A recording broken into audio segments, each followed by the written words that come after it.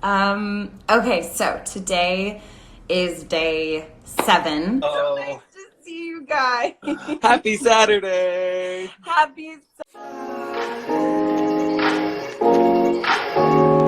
I know gold is not in her.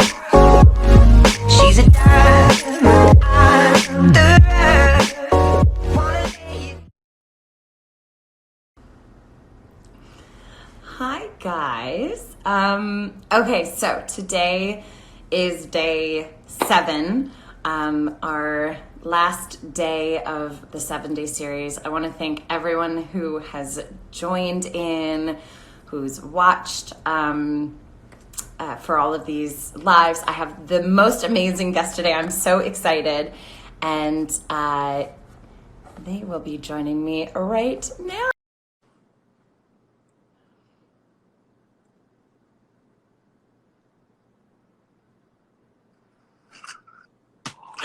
Yay, it's Esther. Hello! Hi, Steve. Hello! So nice to see you guys. Happy Saturday! Happy Saturday. How are you guys doing? Very well. Look at you, lazy piggy. Hey, is it nap time? Oh, we're gonna wake up and say hi. Esther. Phil, come here, Phil. She's having a busy day. She's having a busy day. She's working. Well, that's it. Esther lives for isolation life. This is right up her alley. Stay home, do not a whole lot. It's pretty like, perfect. Everyone home with me. Oh, with the whole fam. I love Phil it. is also liking isolation quite well. Yes. Yes. He lives for my dog Hazel and my cat Magnus also quite enjoy it. They're like, oh, 24/7 of Right? mom and dad. Yes. Honestly. Yeah. Honestly. Aw. Hey, Bobo's having a good day.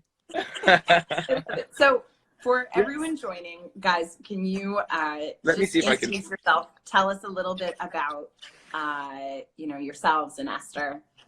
Yeah, absolutely. So Esther was a mini pig, is what we were told. Anyway, as you can see, it's not the case. But yeah, she just came into our life what was supposed to be really a novelty pet. Like it was just supposed to be a fun thing. You know, you see on the internet all the time. People have these little potbelly pigs and these cute, adorable little piglets, and that's what we thought we were getting. And it just, I don't want to say it went downhill, but obviously the story changed a whole lot, and she got way bigger than we thought. It turns out she's a commercial pig. She wasn't really intended to be anybody's pet. And then that, of course, opened a whole bunch of other doors, you know? So yeah, she really changed a whole lot about life for us. I remember I found you guys. How helpful Phil's being, by the way, sitting. I know, Phil. It's Phil's like you said, everything's about him. Yeah. It's like, hello. Like, I ridiculous. I love it. He's a And I've seen a dog on your Instagram that looks a whole lot like Phil. I know, my mom's You were- rescue Nala. Oh, did we lose you for a sec? Oh, am I here? Oh, you cut out for a sec. Oh, there you are. We're going good. My mom's rescue kitty Nala, who she got from Buffalo. Nala was found in a dumpster. And she's the sweetest. Oh, goodness. This Gorgeous. is my little She's plug beautiful. for pit bulls, but I just think they're the most wonderful dogs. They're just Yeah. No, we're huge fans. We're huge fans. yeah. So anyway, I went off topic, as I do. I'm a rambler. No. So I followed you guys actually on Twitter. I mean, this has got to be, I don't even know how many years ago. I found you, and you were still living at your old place at this time, because I remember seeing you have Esther in the tub and giving her baths. Oh yeah, she used to, in our old house when she was about 400 pounds. Hi, baby. She could get in and out of the bathtub on her own, and we lived in right in the middle of the city. So, and we were trying to hide her from the neighborhood. So bathing her outside wasn't always an option, and so bathing her in the bathtub, and it was just a regular occurrence. Every day she would go out and muck about and get dirty, and we would need a way to keep her clean, and she would willingly just jump in, and we would float Cheerios around in the bath water for her and little snacks, and but it's we love the old days, but we're certainly grateful to be living on a farm now. Yeah, Oh. definitely. Yeah. Well, so I guess that leads me to my next question. What were some of the most significant ways that Esther changed you guys? Well, I mean, it started shortly after we got her, and when we went to the vet and we found out, that she was a commercial pig and not a potbelly pig or a mini pig, and that all of a sudden kind of obviously opened our eyes to a whole lot of things. We'd had her for maybe a month and a half at that time, AD, when we finally went to the vet. So we had her long enough to see her basically like a puppy. She was forever running around with the dogs and doing all of the things you would expect a little puppy to do, and being adorable and beautiful and funny. And then all of a sudden he says, well, by the way, she's meant to be somebody's dinner. And that was earth shattering to us, because in our minds, we always had this real strong wall built, that food animals are totally different, and they're mean, or they're stupid, or they're whatever. There's a reason that they are what they are. And then actually to find out we had one in the house and had fallen so madly in love with one, changed everything. We all of a sudden, we obviously we stopped eating bacon, we stopped eating pork. That was where it started for us anyway. We're like, well, we obviously can't eat bacon anymore, but we were like, well, cows, and we overlooked that for a little while until we started to learn more. We started to want to know what was involved in raising pigs and what her life would have been like if she wasn't with us, and that led to us learning about dairy and learning about beef and chickens, and it really snowballed from there to us deciding that we needed to be vegan. And so it took maybe, I would say, 3 months, Derek, would you say, before we were finally kind of like, that's it, we're done with all of it. And then from that point, it was another couple months for me in particular. I really struggled with dairy. I loved it. I had, glass of milk with everything. So dairy was a big one for me. But yeah, when you've got her in your face every day, we had more motivation than we could ever have asked for. And so sticking with it for us was easy. And all of this kind of happened internally on our own. At that point, it was just Derek and I and our dogs. We didn't have Phil at the time. We had Shelby and Ruben.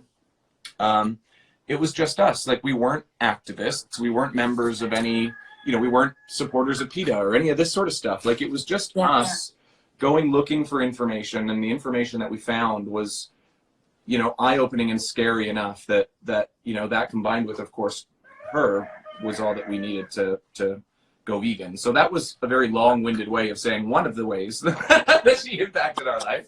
The other big one, of course, she got huge. So we moved. We used to live in the city. So we moved from the city to a little town just outside of Toronto called Campbellville. And we started a farm sanctuary called Happily Ever Esther Farm Sanctuary. So we rescue now all kinds of farm animals. We've got pigs and cows and chickens. It's a mess out there. We're building a new patio for Esther. So that's that big pile of dirt that you see. But yeah, we've got, what, Derek, like 75, 80 animals here now? Yeah, there's 75 residents that the charity cares for on a daily basis. There's caregivers and maintenance personnel and our beloved volunteers that check in and out of here every single day to show their love and support and compassion for farmed animals everywhere. And it's a really humbling place to wake up every day. And where do a lot of these animals come from? Yeah, I know, right? And they definitely most of them come from places of neglect and abandonment, or they're found on the side of the road. We have a few animals that were found, presumably they've fallen off of trucks on the way to the finishing barns or on the way to slaughterhouses. Failing sanctuaries. And people that have pets in situations where they can't handle it, or maybe they have pets then they shouldn't have pets, or they have pets in areas where they're not allowed to have certain species of animals. And also deaths in the family. Like, let's say grandma had a beloved horse and, grandma passes away and she makes arrangements for her horse. So we have, there are special residents like that also. Yeah, I love that. I mean, how many different species of animals do you have on the farm? Oh my gosh, I can label them off. I'm going to try to think now. 1, 2, 3, 4, 5, We have cows and horse. We've got a donkey. We've got goats and sheep and chickens and peacocks and turkey and rabbits. There he is. He just came home. Dog and cats. And, of course, a lot of humans check in and out of here also.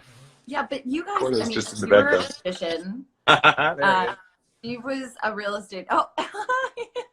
There's Mr. Security Corno. Yeah. Keeping the chickens in line. Yeah, he's busy too. He's working. He is working. He's an essential service.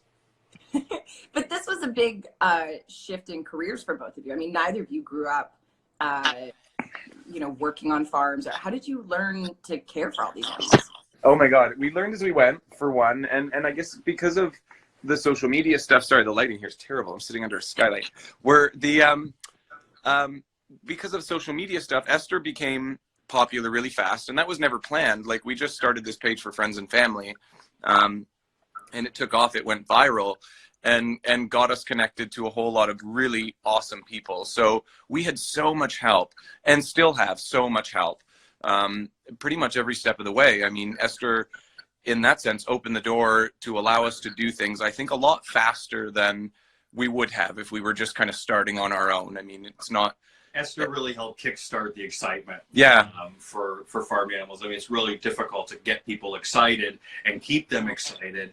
And let's talk, like, people are not excited about farmed animals, but Esther is, raising the bar and getting people... Well, and you guys have done so much work having even just equipment to diagnose, to care for farm animals. It really highlights how little we care about. Well, that's it. Like, who would ever think that was going to be a problem? Like, she had a sore back end and we needed to get a CAT scan.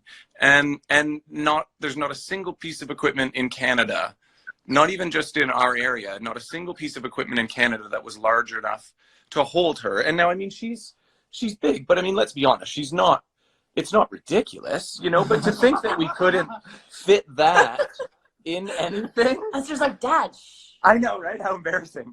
To think we couldn't fit that in anything in Canada was mind-boggling to us. And then when you think of all of the horses, and I know we were at a veterinary hospital, but even human hospitals reached out and they were like, here's what we have, will she fit? And nobody had anything. It was crazy. We were measuring her up and imagining, like, oiling her up and, like, pulling her in. It was brutal. It was quite an experience. But not even the zoos. And this is where kind of Esther, the thing about Esther is it snowballs things, and where you're like, okay, well, fine, our hospital doesn't happen to have it. Surely somebody does. Yeah. And then the more you look, you're like, well, wait a minute. Who's doing what for all of these horses that are around? And what do we do for a zoo animal when they get sick? I mean, like, again, she's not a gorilla or a rhinoceros. So what happens? And of course, nobody wants to answer that question because we all know what the answer is, but they don't want to talk about it. A zoo, unfortunately, they're replaceable ultimately. So if they can't do what they need to do, then they'll get another gorilla. If they can't fix their horse, they get another racehorse. If it's too expensive or not profitable, that's where it ends. So that of course wasn't an option for us. So we raised, Derek, almost $750,000 and bought the largest CT scanner in Canada and put it at Ontario Veterinary College in Guelph, Ontario. So Esther was able, of course, to get her CT scan, but now they're able to do so many things they couldn't do before. Now they can do scans on horses without even sedating them. It's so big that they can just stand up and they can move this machine to do right down a horse's neck and their head and all this sort of stuff while they're fully awake. So they're using it too to do a clinical trial in, I think it's prostate cancer, in the treatment of prostate cancer. So they're going to be using it for that, or they're trying to. I don't know that clinical trial has started, but They're trying to get involved with that, and the machine will be used for that. So yeah, it's pretty awesome. And then of course, like I said, we now have access to it for all of our residents, you know, the rest of the animals here at our farm. And have we had to use it since? Who else has used it? Bobby Girl has been scanned, and also Moose, the sheep, has been scanned. But it's not just about equipment, it's about medicines also, like medicines and their availability to treat the residents. Exploring chemotherapy for a chicken. And at the same time, Esther was battling breast cancer, so it brought up the question of chemotherapy for, you know, breast cancer. They're just not used to people asking, right? So, they're like, your chicken has cancer, and they're like, okay, well, you know, well, if they even get told your chicken has cancer. Yeah. And we get told, and we're like, okay, treatment options. Make this distinction between a dog and a cat, because people, I mean, it's very, I've heard lots of people have their dogs go through chemotherapy and do things, and how we somehow put those animals above other animals just because they serve us in a different way. The biggest line, their biggest fear was that if we radiated or gave chemotherapy to Chicken, the chicken, if we, and our response is also a big laugh. Also, it's like they were so worried that Anne would escape the property and that the neighbor might eat her and not know that she was technically treated. They were concerned about humans eating Anne. They weren't concerned about Anne's living. They were concerned about, if a human ate Anne, and they didn't know what's going to happen. Yeah. So that was their biggest concern. So we had a lot of bridges to build. And even with Esther, like when it came time question about what we could give Esther, it did come down to, well, what if somebody eats her? And it, you know, my head just explodes. That person could have a much bigger problem on their hands if they were to eat Esther. Let me tell you. Oh man. It's crazy. It's always such an argument. The protection is for the human and not for actually the person who we're trying to treat. And I talk about the animals, the residents, as persons also. So it's they're concerned about they're concerned about somebody eating them more than they are with the health of the animal. Yeah, it's really messed up. Now, at the same time, it's always been solved. Like they've always worked with us, and we've been able to get what we need. You know, Chican got her treatment, and Esther would have got what she needed. It's just that it's always a stumbling block and a roadblock, because they're like, well, people don't usually ask for this. You know what I mean? If it had gone in with Phil and said Phil had cancer, it's no questions asked. They've got all these options. They know the probable outcome. You know, form on a clipboard ready for you to arrive. Right? Yeah, where you show up with Esther, like she had a bone infection last year. We ended up having to amputate one of her toes. You know, but this hospital, it's the best hospital in Canada for animals, one of the best in the world, and they had never ever done this before, ever had they amputated the toe off a pig like Esther. So it's it feels like trailblazing, which can be really frustrating. But at the same time, you know, Bobby, unfortunately, one of our other sanctuary pigs, same thing happened to her this year. Unfortunately, she had a bone infection. And she had to have her toe amputated. She was in and out of the hospital in a month. Esther was at the hospital. We were there for what, Derek, 7 months? 3 months up through the summer. And then we came home and then went back for another 3 months. Yeah. And when I say we, it was mostly Steve who slept every night at the hospital with her. Number one, because they don't have security for Esther. Like they're not prepared for a celebrity pig to be spending the night. And people, let's be honest, don't have boundaries. No, they don't. When they know you're that's unacceptable, not being prepared for a celebrity pig. I know, right? People creep around with gift baskets at the hospital looking for Esther. They're so good to us. The hospital's so good to us. They really are. They take great care of her. But yeah, I mean, it's hard. Pigs are so smart that they know when something's not right. And you know, Esther's doctor has said himself that the only way they can work on her the way they do is with either me or with Derek present, because they just can't deal with her without us there, because she doesn't feel safe and she's uncomfortable, or, you know, she trusts us in a way that she doesn't trust anybody else. So we're able to do things with her that don't require sedation, that if we weren't there, they would just have to drug her.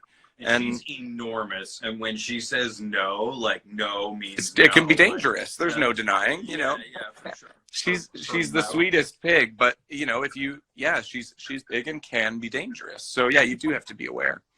So, but yeah, she's. I don't even remember what the original question was. I ramble so much. I'm sorry. I talk all day. But I wanted. Okay, so I'll ask you a new question then. Sure. I wanted to circling back to compassion, because I think, you know, you guys have taught me so much about compassion. You are so compassionate. I just love being in your presence. I love being at your farm. I love talking to you.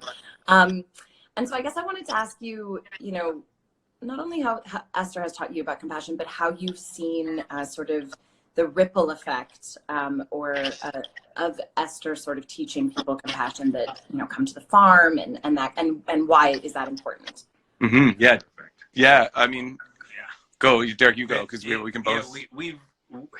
We know exactly what you're talking about, and it took us a while to figure out exactly what was happening. But people all around the world were falling in love with Esther the same way that we were.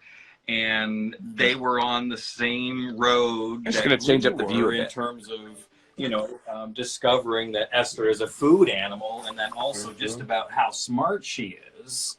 Where is she? She's way back there. It's hard because how smart is she? Yeah. I mean, she's as smart as a 4 or 5 year old child. So, right? So pigs have a bad rap. Yeah, pigs have a bad rap as being dumb animals, but they're so smart. They're like a 3 and 4 year old child. Like they're smarter than your dog, essentially. They are incredibly smart. I mean, Esther can open the doors to let herself in and out of the house. She opens up the cupboards, the refrigerator, the stove.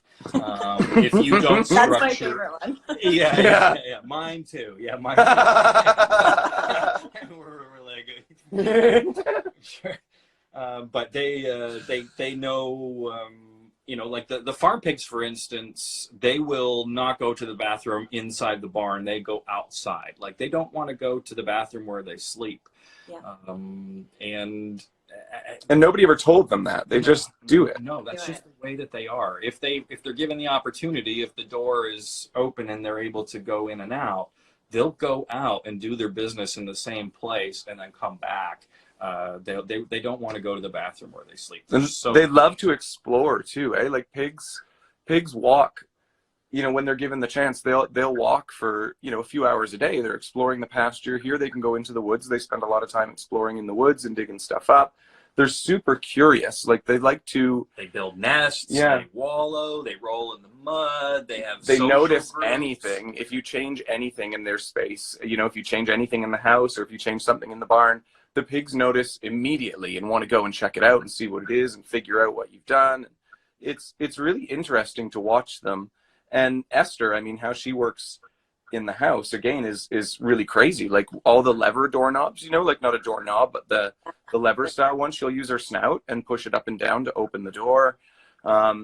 It's a different level of thought than dogs or anything that I had ever experienced before. And I'd always had dogs my whole life. And we just never had that problem with them. I didn't have to worry about storing food in a bottom cupboard for the dogs opening it and stealing it. Whereas with Esther, she was maybe had been with us for a month by the time she started using the edge of her snout. I don't know if I can show you. It's hard to see on this angle, but see this little ridge here? Yeah. On their snout? Like, so she uses that to get under things and push at whatever she's doing. So she'll stick that in to fling the door open. Or to open cupboard doors, that sort of thing. So she was doing that when she was still a tiny piglet, and you know, you'd have a hard time training the dogs. In clinical studies, pigs have been the only species to navigate using reflection. So there would be food around a corner, and they would use mirrors and reflect where they would use a series of mirrors, and dogs, they would run up and run into the mirror and sniff at the mirror, but pigs would know and navigate around, and they would know that they were seeing a reflection, and they were the only species that could find the food on a repetitive basis. Mm-hmm. They've also taught pigs how to play video games with joysticks. You know, pigs have an immense social structure when it comes to family and hierarchy, who eats first and who eats last, and who's part of the family and who's not part of the family. They are just such an interesting species. Yeah, they really are. I mean, every species, when you really start to look at them, they all have sort of the same, you can start to see. Hold that for a second. Yeah, for sure. You can start to see the intelligence in all of the species that we care for. But you just have to be listening and know what to listen for. The caregivers here are so intuitive with the residents, and knowing what they want, when they want it, and just interpreting their behavior. We're having one of the best experiences here for sure. Yeah. So when this quarantine is over, people can come visit Esther and the farm, yes? So yes, on a normal day last year, you could go to the website and you could book, a series of events. You could come and help work out at the farm, volunteer out in the field for the day, and then get a tour of the farm. There's also some events that we have at the farm, like Esther's birthday, and we also do Thanksgiving, the Canadian Thanksgiving holiday. And if you just want to come and walk around the farm for a tour, that's also just possible without any events or having to work. So yeah, you can certainly do that. But right now, due to the world's climate right now, we are not having any tours or visitors. It's just essential services right now only. Yeah. You're waking up to say But there are hello. lots of other ways that people can engage with Esther. You can do it on social media. You guys have a website. You have a book. You Absolutely. have so many wonderful resources for people and education for people outside of the farm. Yeah, absolutely. Yeah, for sure. Our website's www.estherthewonderpig.com. You can also check out the sanctuary at happilyeveresther.ca. There's all kinds of info. And of course, we're on all of our social media stuff too. Facebook, Instagram, Twitter, all of that sort of stuff. YouTube. This hilarious pig. But yeah, she really is shoved out of the way here. hysterical. And I mean, that's kind of She's like, the okay, focus. guys, enough about you. Hello. Right? That's really the focus of our social media pages, is her and her personality, and getting to know what she's all about. She really is entertaining. She's very funny to spend time with. Aren't you, Pigger? All her costumes, I love all her outfits. She's got quite a tickle Good girl. She does. Guys, thank you so much for taking the time. Oh, such a pleasure. Esther, thank you for taking the time. Cornelius, all the gang. Absolutely. Really Thank appreciate you. it. Excuse me. Have an awesome day. Stay safe, friends. You as well. Bye-bye. See you soon. Bye, Lots of guys. love. Say Bye. goodbye, Miss Pig. Oh, yes. Good girl. Have a great day, guys. See you soon. Bye-bye.